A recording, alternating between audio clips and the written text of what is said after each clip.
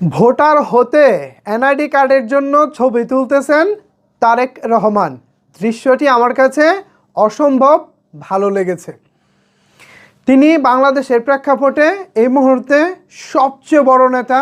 তিনি চাইলে তার বাড়িতেই হয়তোবা এই সেটআপটা নিয়ে গিয়ে তারপর এই কার্যক্রমটা সম্পূর্ণ করা যেত, কিন্তু তিনি সেটা না করে একেবারে নিজে নির্বাচন কমিশনে চলে গেলেন।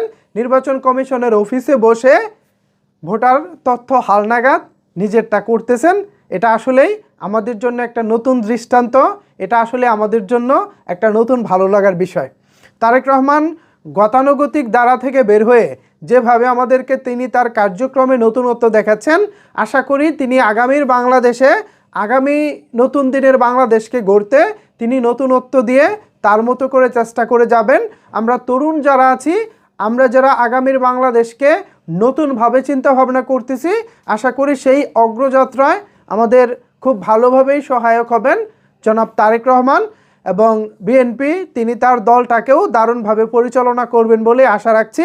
এতদিন তিনি বিদেশে ছিলেন, দেশের বাইরে থেকে তার দলটাকে অনেক পরিশ্রম করে তিনি পরিচালনা করেছেন, কখনো দলটাকে ভাঙতে দেননি। তিনি তার নেতৃত্বে সবসময় দলটাকে আগলে রেখেছেন এবং এখন তো বলতে গেলে হয়তোবা তিনি প্রধান দায়িত্বটা নেবেন, অর্থাৎ বিএনপির মেন লিডার হিসেবে তিনিই হয়তোবা সামনে আবির্ভূত হবেন। এখন তো তিনি ভারপ্রাপ্ত আছেন, সামনেই হয়তোবা মেন দায়িত্বটা নেবেন, সেটা হয়তো সময় বলে দেবে।